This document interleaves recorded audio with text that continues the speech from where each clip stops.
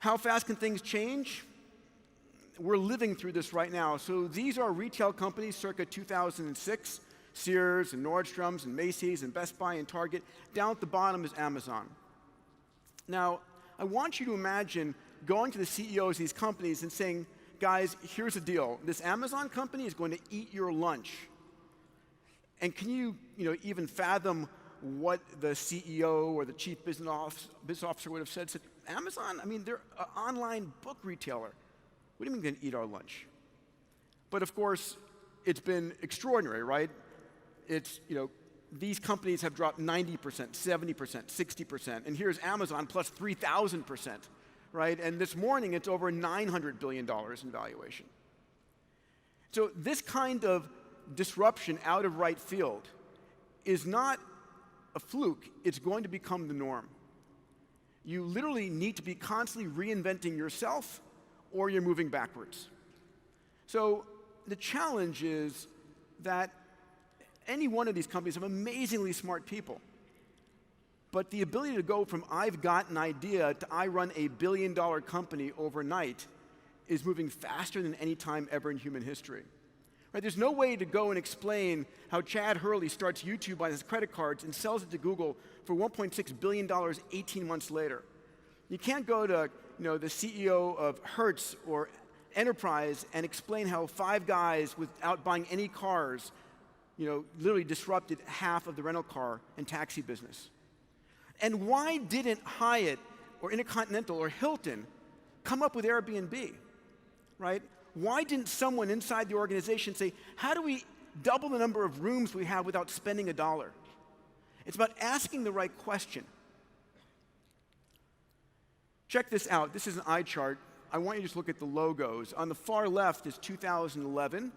On the far right is 2015. And each of these are billion-dollar unicorns. What you should take away from this is the rate at which experimentation and value creation in new companies are coming online is exploding. Your competition is no longer the multinational overseas or the competition that's been for the last 50 years.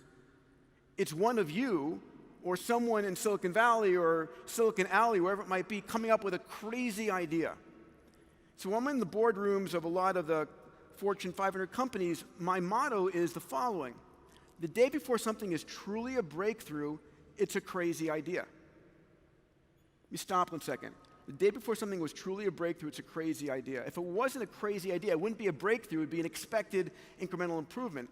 So the question is, where inside your organization are you trying crazy ideas? Right? Where's your crazy idea department? And if you're not trying crazy ideas, backing crazy ideas, then you're stuck in incrementalism. And that's a challenge. That's so true. Resiliency. Yeah. Resiliency is so critical. And the only way you can do that is you have to actually know what it feels like to fall down in order to get back up. Along the failure, so Astro Teller, who used to run Google X, he now runs X, is a friend. He comes and participates in our programs. And at Google X, I'll call it Google X because I have a hard time calling it just X, but he talks about they have a Friday afternoon meeting. And he has hundreds of teams and startup modes and so forth. And he asked the question, are any teams here going to fail themselves today? And a team raises their hand and says, we're failing our company today, we're stopping it. And instead of people being pissed, everyone cheers, gets up, yeah, fantastic. It's because they've determined that their product or service isn't going to cut it. And instead of just continuing to preserve the money and the time they've invested, they kill it there and take the scarce resource of their people. And they do something called pre-mortems. And said, okay, here's the mental question. If your product or service, if a year from now, you came back in your time machine and said, listen, a year from now, the product or service we were developing died an awful death. Ask yourself the question, why would it have died?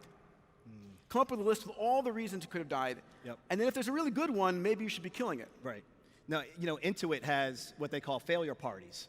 And these are celebration moments for trying things that didn't turn into other products. And they actually give awards for this. So it's a celebratory atmosphere. You have to encourage risk. Yeah. It's hard, it's easier to say and really hard to do. It is.